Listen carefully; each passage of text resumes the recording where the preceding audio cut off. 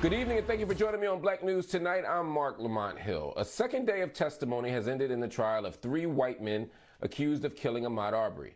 Arbery was shot and killed in February 2020 in a mostly white neighborhood near Brunswick, Georgia. Today, jurors heard from some of the first police officers on the scene and a lead investigator.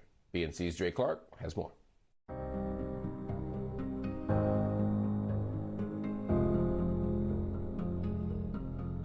Former Glenn County police officer Ricky Minshew was first on the scene the day Ahmaud Arbery was shot and killed. Minshew testified that Arbery was still breathing when he first saw him lying in the middle of the street, covered in blood. I heard it's like an agonal breathing. I've always heard it being called a death rattle. Seeing that, did you attempt any CPR or anything like that on the deceased male? I did not, no, ma'am. Minshew was dispatched to the mostly white neighborhood after someone reported a suspicious black man running wearing a white t-shirt. He said while driving in the area, he heard gunshots. Minutes later, he testified, Gregory and Travis McMichael flagged him down with Arbery laying only feet away from them.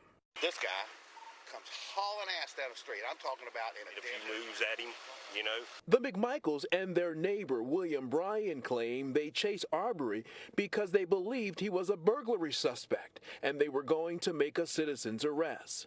Bryan recorded the chase on his cell phone as he drove wildly, sometimes on the wrong side of the road, trying to box Arbery in. Did he say specifically that he cornered Ahmaud during this chase? Yes, ma'am.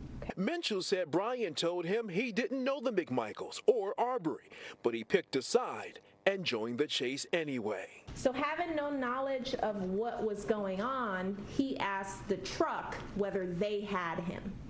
That's correct. Okay. Did he ever ask the black guy if he was okay? No, ma'am, he did not say he did. Bryan claims he never heard Arbery say anything during the pursuit and that he never threatened any of them. Minshew testified Bryan said the only thing he heard was the McMichaels yelling at Arbery, asking, "What did you steal? What did you do?" The chase ended after Arbery got tired of running for his life. Cell phone video shows him trying to fight back with a gun pointed at his torso. But Travis McMichael fires 3 gunshots from a 12 gauge, ending Arbery's life and later telling police it was self-defense.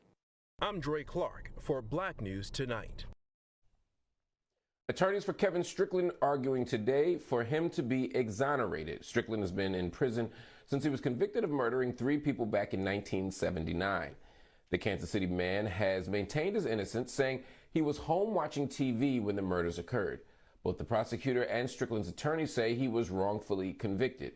2 others convicted in the shooting said Strickland was not at the crime scene, and a woman who testified against Strickland took back her statement. Meanwhile, Missouri Attorney General Eric Schmidt believes Strickland is guilty and has asked for more time to hear several motions filed in the case.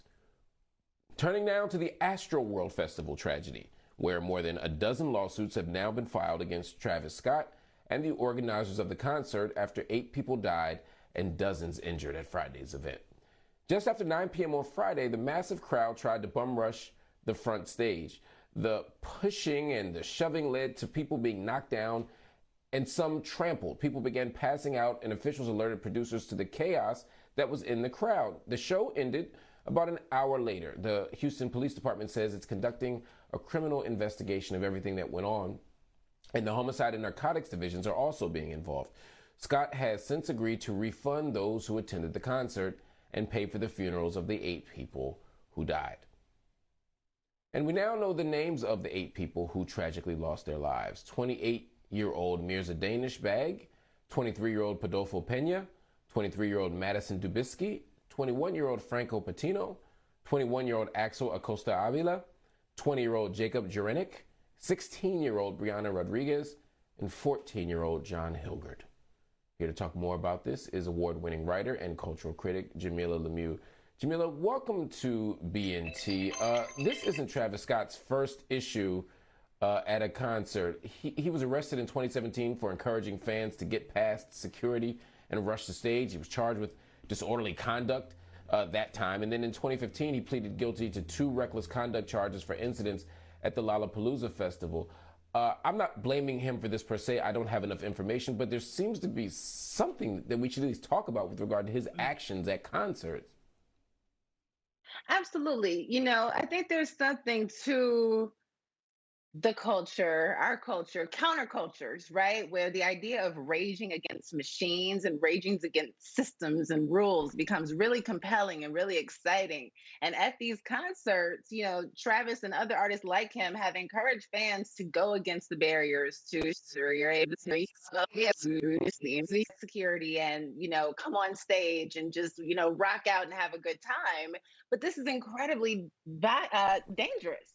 People have been killed in the past. This is not new behavior or new occurrence for there to be a mass casualty due to a stampede at a large festival, but we're conflating this anti-authority spirit to Travis and his music and into other music like that and saying let's be anti-authority in a time and place where authority actually is there to protect you in a lot of ways, right? Like typically the police are not your friends. In concert events, you need to have people that are there between you, the attendee, and the folks that are performing to make sure that things stay in order. And unfortunately, Travis has a history of disregarding that. Absolutely. Would it be too far to say he should be banned from holding concerts? I don't know that a concert holding ban exists for that to be a rule that I would consider, but I would say I don't think it'd be wise to attend a Travis Scott concert. And I think that that's the thing that we also have to reckon with, that when we've seen this sort of behavior continued, and if I'm somebody who is hosting concerts, because Travis hosts Astroworld, but he's booked for festivals across the world, right? Like if I'm somebody who's booking shows, do I want somebody who behaves this way on a venue in my name, right? Saying that this behavior is acceptable, that this is what you can do. This is what I'm paying you to do because this is what he does, right? That's been the narrative all day. That's what all the reporting has been. Former members of his management team have spoken out. Folks who work security for his shows have spoken out. They've said, this is what you get when you pay for Travis Scott. We need to look at folks who've paid for Travis Scott and question that decision as well. And I don't mean just fans. I mean sponsors. I mean brands that have aligned with him and venues that have allowed him to perform, as well as festivals that have booked him. No, I think that's exactly right. I mean, there's no official ban, but I guess concert promoters, sponsors could say, hey, this isn't something we want to put our names on, as you said. If that's in fact the case, and as a fan, you have to ask yourself, is it safe? And this isn't the first time something like this has happened.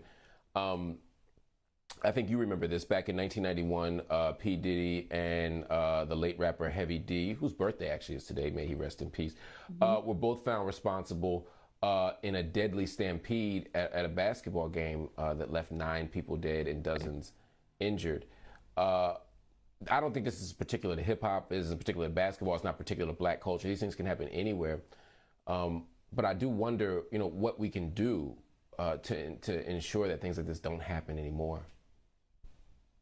I think we really have to get clear on the difference between when we need to go against authority and when we need to ride with it, and that there are safety protocols that exist at concerts for a reason. We can't all be on stage. We can't all be in the VIP. We can't necessarily have a mosh pit if this isn't a place that was set up to have a mosh pit, and we have to respect that. And artists have a responsibility to keep their fans safe.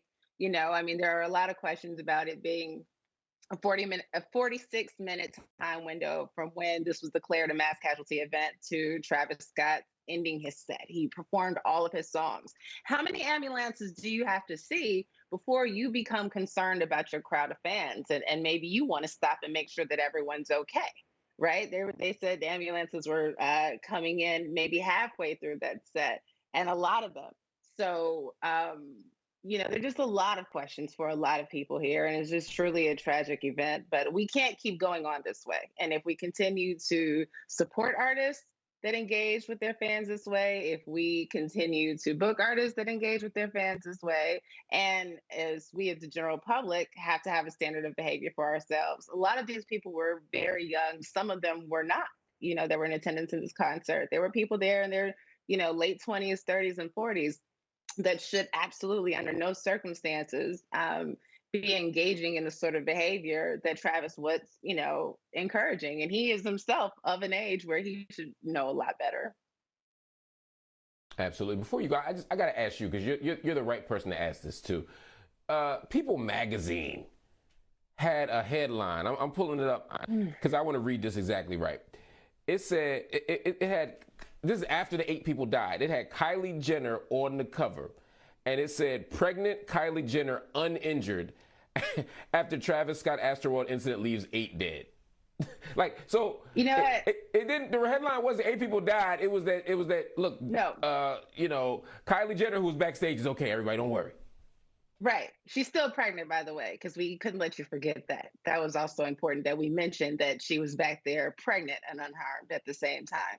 I think you nailed it in your maybe Instagram post where you said, am I bugging, or is this the media's obsession with white women, plus our celebrity worship culture? And that's exactly what it was, that her safety, which I don't think anyone would have questioned. At no point in my mind, when I'm learning about these terrible events unfolding, am I thinking that Kylie Jenner is out in Gem Pop getting trampled. That's not even a consideration, particularly considering that she's pregnant.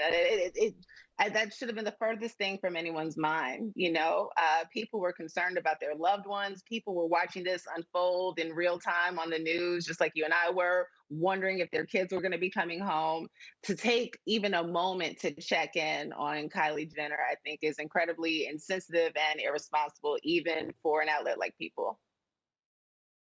Absolutely. Jamilah, thank you so much for joining me on Black News Tonight. Always good to see you. Everybody, stay with us here because we want you to join the conversation. We want to hear from you right now. So head over to our BNC Instagram and Twitter pages. Let us know how you feel. Also, visit our website, bnc.tv, and subscribe to our YouTube channel to check out clips from the show.